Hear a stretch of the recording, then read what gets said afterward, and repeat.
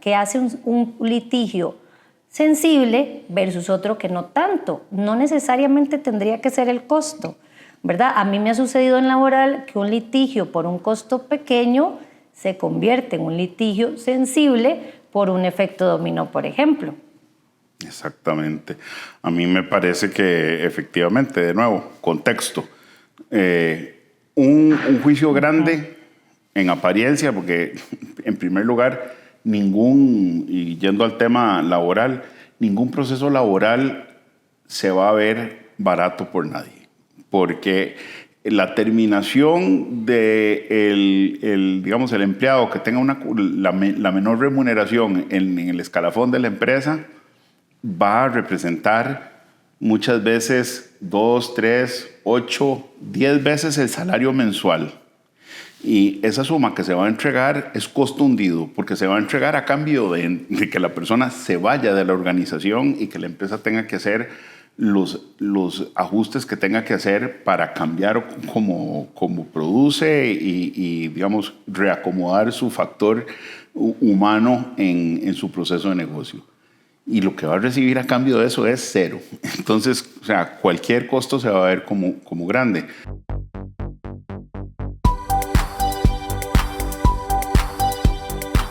Bienvenidos a un nuevo capítulo de Convérsalo por áreas. Mi nombre es Carolina Soto y soy socia del área laboral. Hoy me acompaña Vicente Lines, uno de mis socios y especialista en litigio, además socio director regional de la firma. El día de hoy queremos tratar un tema bastante interesante. Vicente, queremos hablar sobre las victorias jurídicas. Pareciera que no consisten en negarlo todo, sino en neutralizar el mayor riesgo. Cuando hablamos de ganar un litigio, ¿crees que existe una tendencia en algunos clientes de medir el éxito únicamente por perder o ganar todo? Claro que sí. Bueno, en primer lugar, gracias por invitarme al espacio de Convérsalo, pero por supuesto que sí existe una tendencia de parte de los clientes en enfocarse en tener la victoria. Y es una tendencia que no solamente es de los clientes ni de los empresarios, es una tendencia humana.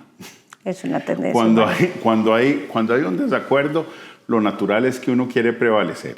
Y especialmente cuando cuando hay una disputa de cualquier tipo, o sea, obviamente tiene un crescendo o un proceso que lleva al momento de quiebre donde viene la demanda. Entonces, por supuesto, todo el mundo quiere ganar en el momento. Ahí la pregunta es un poco, ¿qué significa ganar? Y la pregunta que uno se tiene que hacer es, ¿qué significa para mí prevalecer en una disputa o en una diferencia de opiniones? Porque ese instinto que estás diciendo y que me parece absolutamente válido, que incluso nace de las entrañas del corazón, quiero ganar todo, considero que puede impactar la estrategia de un litigio complejo, porque si es un litigio complejo, no necesariamente siempre vamos a ganar todo.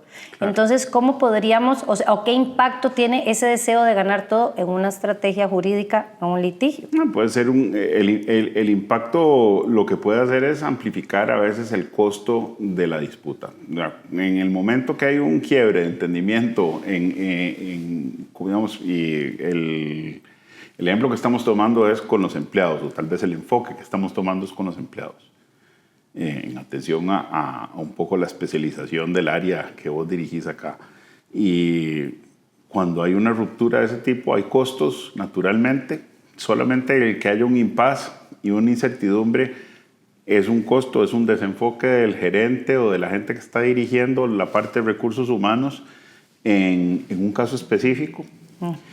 Pero el no dimensionarlo correctamente, pues puede incluso llevar eso, primero la prolongación de eso en el tiempo y segundo, llevar el conflicto a un nivel adicional que tal vez no es necesario. Habiendo dicho eso y agregando a lo que habías preguntado antes, bueno, además del impulso muy humano de querer prevalecer cuando uno siente que tiene razón, digamos, hay una presión innegable, o sea, que enfrentan todas las empresas, incluida la que trabajamos vos y yo, que es de servicios, que es, o sea, cada vez hay mayor competencia en los mercados, a pesar de los pesares, a pesar de los vaivenes de los mercados y de las tendencias globales, a veces que hay más proteccionismo o menos, cada vez hay más competencia en todo lo que hacemos. Entonces, cada vez eso trae que hay un estrechamiento del margen, de los márgenes que hay, y de los ingresos y de las utilidades. Eso, desgraciadamente, también nos empuja a todos a fijarnos mucho en cada uno de los problemas y pues, a veces a no contextualizar apropiadamente. Yo sí creo que digamos, la palabra clave en todo este análisis de lo que estamos conversando hoy es contexto, contexto y contexto.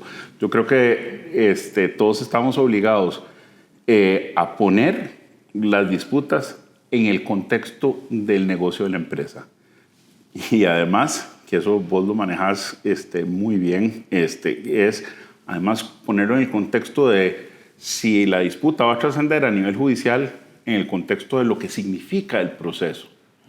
Pero eso tal vez lo podemos ir discutiendo en el transcurso de los siguientes minutos. Claro, por supuesto. Es que estoy de acuerdo con vos en que vale la pena, ¿verdad? En todo esto que nos exige, ¿verdad? La rentabilidad, la competencia, el mercado, el tratar de contener el presupuesto, los gastos. Si viene una disputa gigante y todo el mundo pone la atención.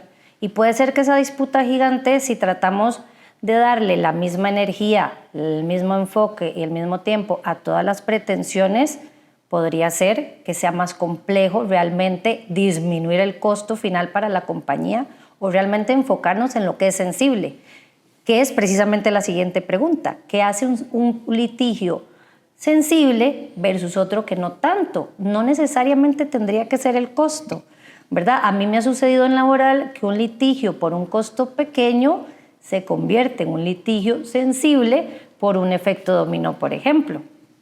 Exactamente. A mí me parece que efectivamente, de nuevo, contexto. Un juicio grande en apariencia, porque en primer lugar, y yendo al tema laboral, ningún proceso laboral se va a ver barato por nadie. Porque la terminación de digamos, el empleado que tenga la menor remuneración en el escalafón de la empresa va a representar muchas veces 2, 3, 8, 10 veces el salario mensual. Y esa suma que se va a entregar es costo hundido, porque se va a entregar a cambio de que la persona se vaya de la organización y que la empresa tenga que hacer los ajustes que tenga que hacer para cambiar cómo produce y, digamos, reacomodar su factor humano en su proceso de negocio. Y lo que va a recibir a cambio de eso es cero. Entonces, o sea, cualquier costo se va a ver como grande.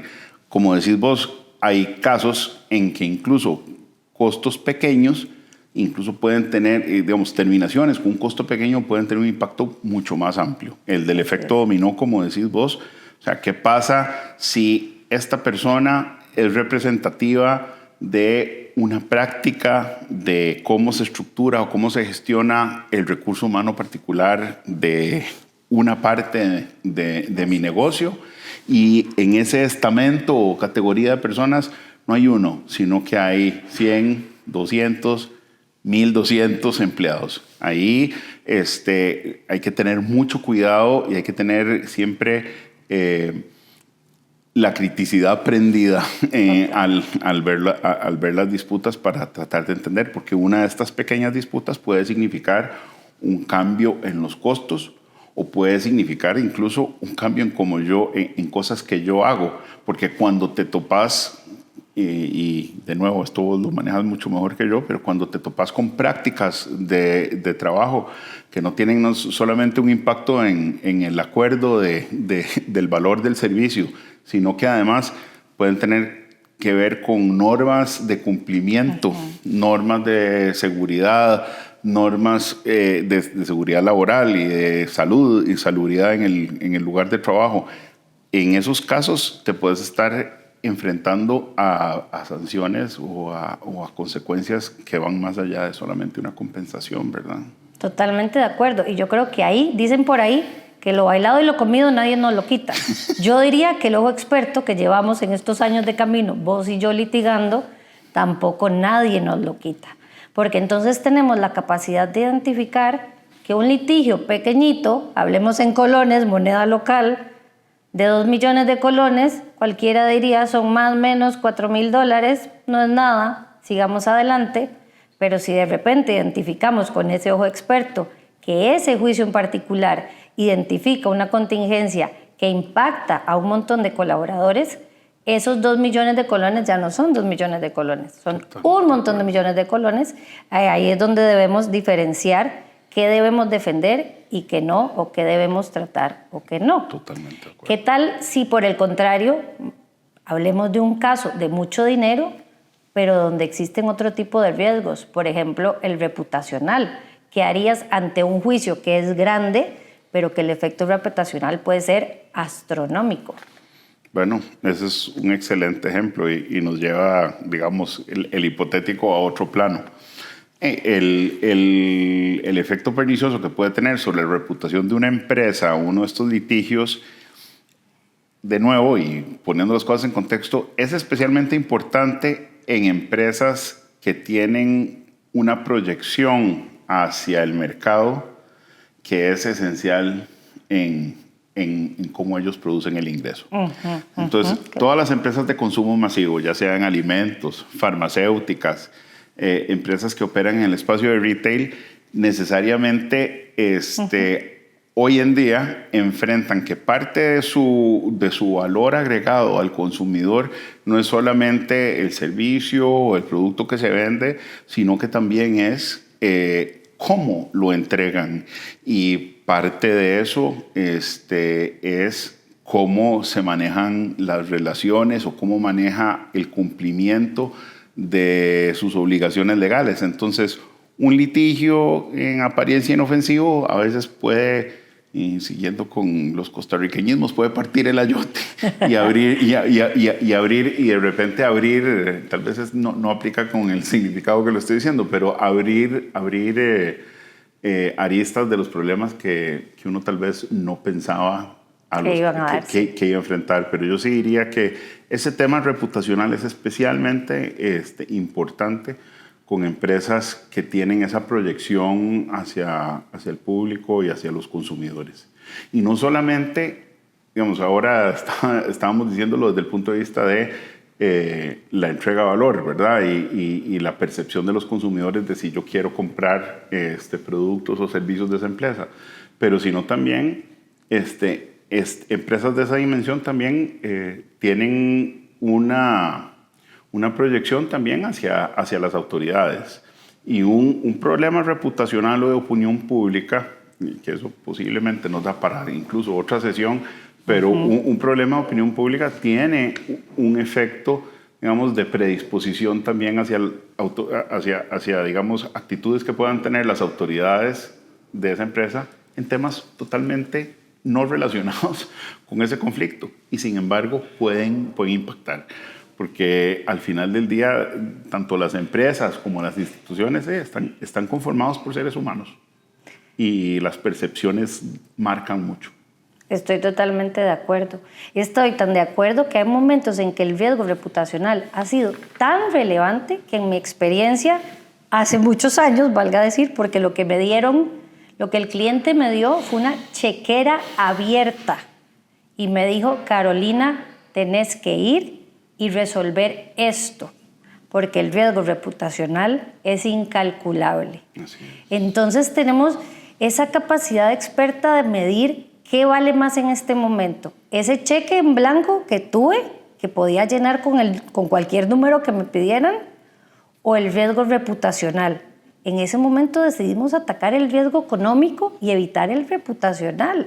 Entonces, definitivamente no se pueden tratar todos los riesgos o todas las pretensiones de igual manera. Tenemos que definir cuál queremos atacar.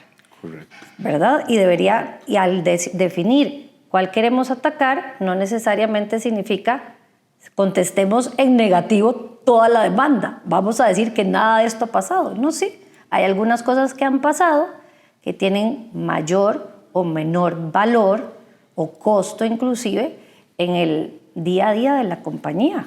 Claro. No sé si en algún momento te ha pasado algo similar en que hayas tenido que decidir o llevar a un cliente a ver que, si bien es cierto, hay varios frentes abiertos, hay que enfocar la energía en 2 o 3 y no en 5. Claro, y eso nos ha pasado. Y yo te diría, Carolina, que lo más retador es cuando esa escogencia o esas opciones que uno tiene de cómo manejar el proceso no se manifiestan muy claramente desde el principio, porque muchas veces, de nuevo, porque somos seres humanos, porque tenemos sesgos, porque tendemos a absorber la información por porciones, ¿verdad? Porque nadie puede absorber un problema, un fenómeno, una relación de una sola vez en todo su esplendor. Ni siquiera la inteligencia artificial. O sea, nada, o sea, el análisis a veces no se presenta, digamos, en su contexto, para usar otra vez esa palabra, en su contexto pleno, en un solo momento. Y ese reto es especialmente importante, y vos ahora estabas hablando de una de las cosas, uno de los temas tácticos que se presentan cuando alguien está considerando cómo enfrentar una demanda, que es voy a responder todo que no, voy a tener una estrategia binaria donde yo voy a rechazar todo lo que pasó, y de nuevo, a veces, digamos, ese tipo de tácticas que son efectistas y tienen su lugar, pero uno se corre un riesgo muy, muy grande. Al final, que es predisponer y comprometer la legitimidad de la posición de la empresa frente a las instituciones y, digámoslo con todas las palabras, frente al juez que está atendiendo el caso. Eso es un tema que le agrega otro nivel y otra dimensión de complejidad, porque la realidad es, una vez que ya el cliente ha decidido que va a pasar y va a continuar el conflicto para que lo resuelva en la institucionalidad a un juez, en ese momento se abre una dimensión adicional, que es, viene alguien más con otra percepción a ver el problema. Y eso va a ser el juez y las personas, digamos, y el juez no es un único juez, ¿verdad? Si el proceso se extiende, a veces es un juez, es un tribunal de apelaciones o es hasta la sala tercera. Entonces, no es una persona, ni 3, ni 8, es un montón de personas en un montón de tiempo con contextos y con maneras de ver el proceso muy, muy distintas potencialmente. Entonces, ahí uno tiene que saber que se enfrenta a lo que es un proceso judicial, ¿verdad? Que a uno le explican siempre en la universidad, ¿verdad? Que el proceso tiene uno de los aforismos que le enseñan a uno al principio, ¿verdad? Que es la búsqueda de la determinación de la verdad real. Y que al final sucede algo súper paradójico, que es que, o sea, la búsqueda de la verdad real al final significa cómo presento yo pruebas, cómo el juez las percibe, cómo la contraparte a veces puede impugnar o rechazar que uno presente una prueba u otra, y se crea lo que se llama, ¿verdad?, la verdad del expediente. Eso es parte de la realidad. Eso no se va a ir, y por más que todo el mundo quiera ser crítico, que si los procesos judiciales y que si el Poder Judicial le administra bien o administra mal, o que si los jueces tienen una visión de la vida empresarial sesgada o corta. O sea, al final del día puede ser el juez más sabio, puede ser un juez que haya sido empresario, puedes tener un montón de cosas. Al final hay un montón de sesgos y de percepciones que van a afectar eso, y los clientes tienen que saber que ahí están construyendo una percepción de la realidad en conjunto y bajo la asesoría de un abogado. Entonces, por supuesto, ya ahí engarzando y cerrando de lo que estábamos hablando, no es casi nunca, muy excepcionalmente, es conveniente hacer un rechazo, ¿verdad?, de golpe y porrazo de la realidad. Es mucho, mucho mejor tratar de construir la realidad con la asesoría, ¿verdad?, de un abogado, de construir un discurso y una explicación de la realidad y con la conciencia de que es construir esa explicación de la realidad teniendo en cuenta que se enfrenta al contexto de percepción de otra persona que ahora es el juez. Y entonces, perdón por hablar ¿sí? tanto. No, es que conforme hablabas, pensaba, bueno, se me adelantó Vicente la siguiente pregunta, porque respondiste cuáles son los elementos que distinguen,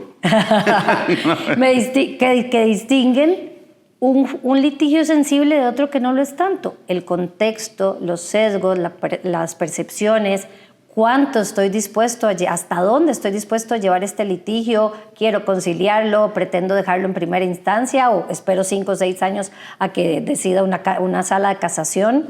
Entonces ahí empezás a distinguir si este litigio es sensible o este litigio es rutinario y hacer una estrategia.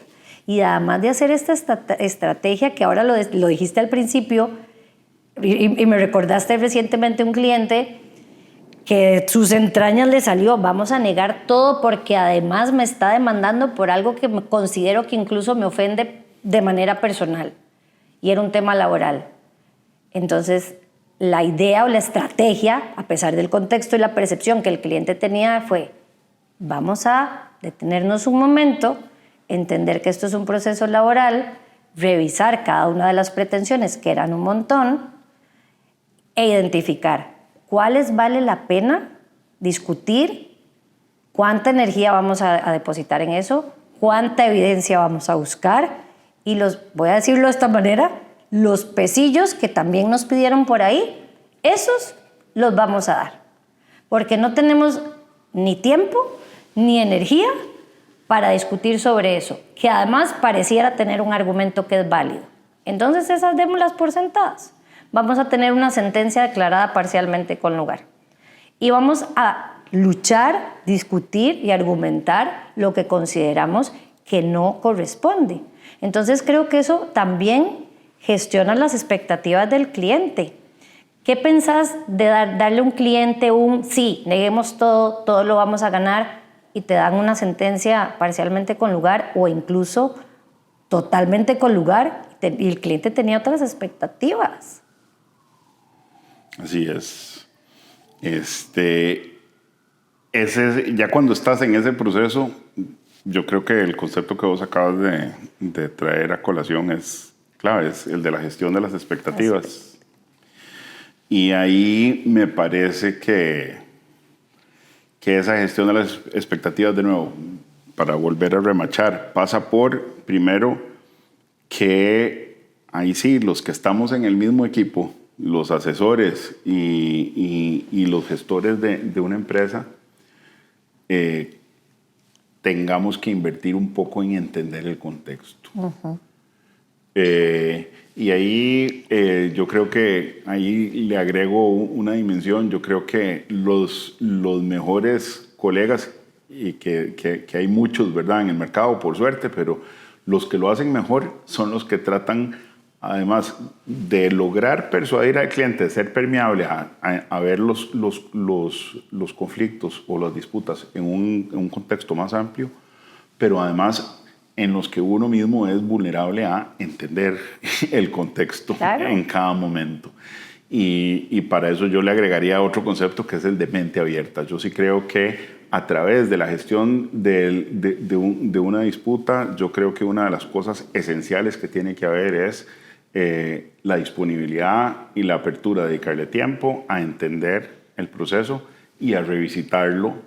Y ahí sí, el tema es que hay que hacerlo de una manera ordenada. Y volviéndolo a la gestión de expectativas, yo creo que un litigio bien llevado pasa por tener un plan y por tener una metodología de cómo estar evaluando los resultados de ese plan. Claro. Y cómo sale. Y cómo sale. Si nosotros podemos lograr clientes y asesores conformar un equipo donde todos sabemos más o menos para dónde vamos, la verdad es que independientemente del resultado del proceso, yo creo que eso ayuda un montón a tener un éxito que es importantísimo, que es el de la gestión de la incertidumbre. Totalmente, estoy totalmente de acuerdo, porque no hay nada mejor que saber lo que puede venir, y no necesariamente lo que puede venir siempre es lo que querés que venga, lo que deseaste desde aquí, ¿verdad? Ese deseo de ganar todo, de obtener todo, de tener siempre la verdad,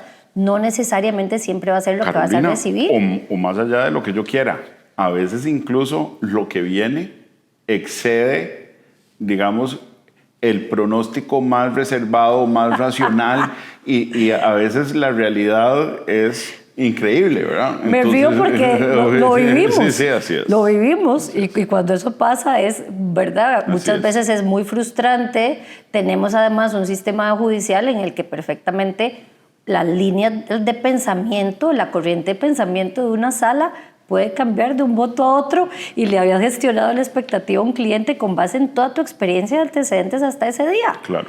Pero creo que ahí entra un factor importantísimo, que es que a pesar de que no nos formaron en eso, ni a vos ni a mí, porque yo no recuerdo ningún curso de inteligencia emocional para ejercer la abogacía, entra la inteligencia emocional, claro, porque puedes gestionar las expectativas y que aciertes con esas expectativas. Creo que gracias al expertise y los años que nadie nos quita, podemos dar expectativas bastante acertadas, pero nunca podemos garantizarlas. A hoy, yo le digo a cada cliente al que le acepto un litigio, yo no le puedo garantizar ganar.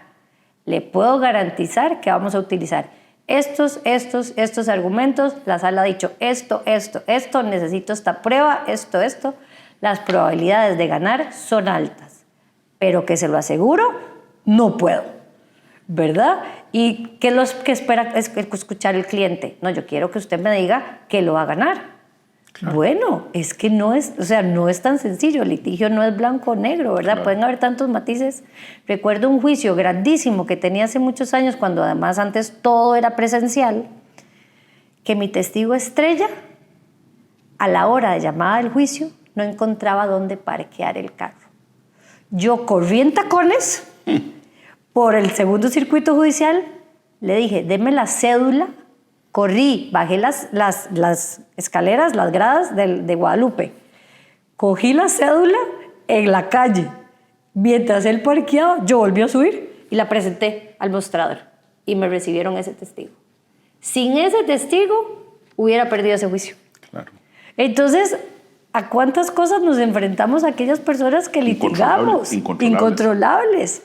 ¿Verdad? Entonces, al final, creo que es importante. Yo incluso aprovecho muchas veces y le digo a mis clientes, si para ese momento el testigo no está, esto cambia perspectiva. ¿Y por qué no está? Porque podría irse de la empresa y no quiere colaborar, porque podría haberle sucedido un tema de salud, porque podría no presentarse.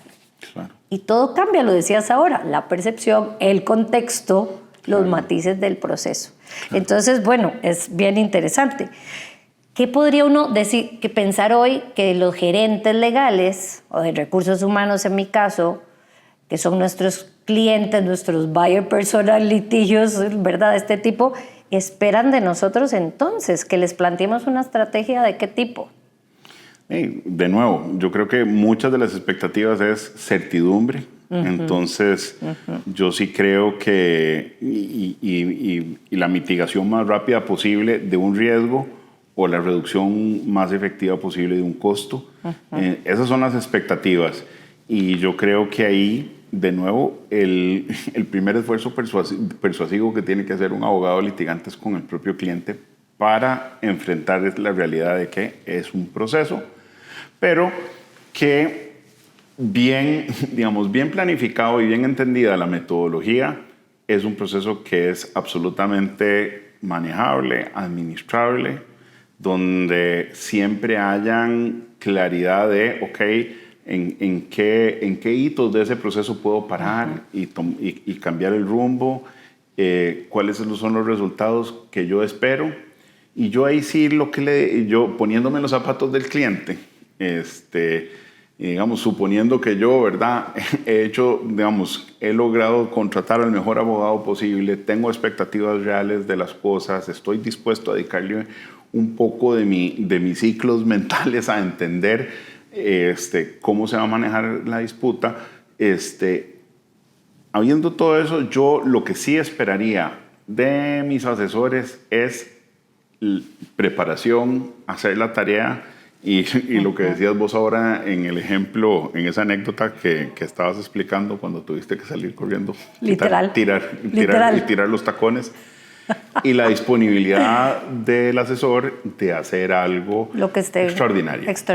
Y que esté, me explico, y extraordinario no es imposible ni increíble, es simplemente fuera del curso, ¿verdad? Del mínimo. O sea, cuando en los equipos las personas, y ahora que estamos en lo del mundial, cuando las personas están dispuestas en un equipo a, digamos, a correr 5 minutos más en una intensidad superior, a obligarse a enfocarse en lo que está pasando en el momento, y cuando ya se ha hecho un esfuerzo muy grande, en esos momentos ese tipo de contribuciones muchas veces va a ayudarle al resultado a manifestarse de una manera positiva. Y yo creo que uno tiene que poder estar en equipos donde uno sepa que las personas están dispuestas a hacer un esfuerzo adicional. Y yo sí creo que eso la gente tiene que, como consumidores del servicio legal, buscar a la gente que ellos puedan entender o puedan convencerse de que, ok, esta persona está dispuesta a tomar este caso y a quitarse los tacones, salir corriendo y arriesgarse a caerse y resbalarse por las gradas del segundo circuito. Me hubieras visto. Sí, o digamos, o al día antes, el día antes del juicio, hacer una última llamada para revisar que todo el mundo vaya a llegar, a estar preparado, a llegar ese día a los tribunales. Y ahí a veces, vos decías ahora que los abogados no nos enseñan la inteligencia emocional. Y, no, en el mejor de los casos, a veces nos dan, algún profesor se toma el tiempo de enseñarnos sobre, ok, así es la manera de manejar la retórica, y cuando usted llega y argumenta, se presenta así. Es excepcional, pero sucede. O sea, a veces la gente depende demasiado de especialmente en litigio, en sus habilidades de comunicación, en sus habilidades de litigar, en su experiencia, y no hacen una preparación previa a la tarea. Y a mí me gusta pensar que una de las virtudes que tiene trabajar en equipos multidisciplinarios que atienden a empresas es que todo el mundo también tiene un contexto compartido de lo que significa hacer la tarea y de que no hayan sorpresas y a veces no improvisar. La improvisación tiene su lugar, pero la improvisación no puede ser un sustituto de la preparación y hacer la tarea y de todo. Y a mí pues me enorgullece mucho saber lo que aquí a veces trabajamos. Sí. Porque sí, yo sí creo que una de las cosas que podemos decir es que siempre llega la tarea hecha. Yo me atrevo a resumir todo lo que has dicho y pensando en el mundial, en que lo que un gerente legal o de recursos humanos busca en la persona o el abogado que va a llevar su litigio complejo es pasión por lo que hace, pasión por lo que vos y yo hacemos. A mí la parte de ser abogada que más me gusta es litigar y me apasiona.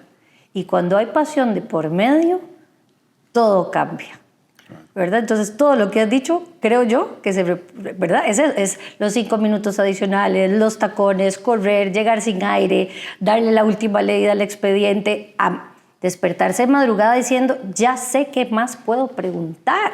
Claro. Pero a mí me ha pasado en juicios que han sido varios días, bueno, creo que a diferencia tuya, en laboral por lo general es 1, con suerte 2 días de audiencia, rara vez, pero cuando hay varios días de audiencia seguidos, no duermo, porque estoy procesando todo lo que recibí ese día para mejorar mi estrategia para el día siguiente. Claro. Porque el caso se volvió absolutamente mío y nace con lo que empezamos esta discusión, el instinto de yo quiero ir a ganar.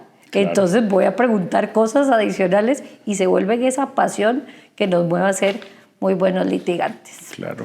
Me encanta todo lo que has dicho. Para ir cerrando este podcast, entonces, ¿qué recomendaciones les damos a los gerentes y a RH, legales, a los clientes en general, para que puedan junto con nosotros gestionar bien un litigio? O más que gestionar, identificar un litigio sensible de otro que no lo es tanto. Busquen asesoría, de nuevo, que esté dispuesta a ver el detalle del conflicto y el contexto más amplio del conflicto. Busquen asesoría que entienda el contexto del negocio de ustedes. Eso es clave. Busquen asesores y estén dispuestos ustedes a tener asesores que tienen una mente abierta y que van a discutir con ustedes lo que implica la disputa, si de verdad hay que llevarla al siguiente nivel, o si hay maneras de enfrentarla que sean distintas y que tengan una planificación, una metodología bien definida. Y por último, busquen a gente que les dé a ustedes la confianza de que va a dar la milla extra. Yo ahí, ¿verdad? Como vos sabés, mi rol en realidad en los litigios siempre ha sido, digamos, como del asesor que está viendo el litigio de afuera, porque gracias a Dios, o sea, existís vos y existe todo un equipo aquí de abogados que se dedica al litigio laboral, al litigio administrativo, a temas civiles y comerciales y arbitraje. Pero yo sí veo que la visión de esto es un proceso y es un proceso que no está bajo el control, pero que se puede encaminar y ponerle, digamos, diría en inglés guardrails, o sea, rodines, por decirlo, pensando en una bicicleta, que se le pueden poner límites. A mí me parece que eso es lo que tiene que buscar un cliente o un empresario. Es cómo gestiono esta situación y cómo hago que se mantenga dentro de un parámetro algo controlable. Buscar a alguien que te ayude a entender, manejar y lidiar con la incertidumbre de un proceso judicial. Así es. Creo que en pocas palabras es lo que has dicho. Yo recomendaría a mis clientes exactamente lo mismo. Sentarse, conversar, verse a los ojos y decir, estamos en la misma página, entendemos lo que puede pasar, lo que no puede pasar y sentirse acompañado. Porque los procesos judiciales suelen ser muy desgastantes y no estamos hablando única y exclusivamente de dinero. Hay un montón de factores ahí involucrados y creo que ese acompañamiento eso es lo que también nuestros clientes deberían buscar. Así es, alguien que se ponga la 10 para cerrar. Que se ponga la 10 y estamos exactamente en la misma página, Vicente. Así es. Sí, yo te agradezco muchísimo que hayas sacado tiempo para compartir este espacio conmigo, para hablar un poco de lo que nos gusta hacer, de lo que hacemos juntos aquí desde Costa Rica. Y pues bueno, para nuestros clientes y para las personas que nos están viendo, muchas gracias por escucharnos. Esperamos volver a verlos pronto.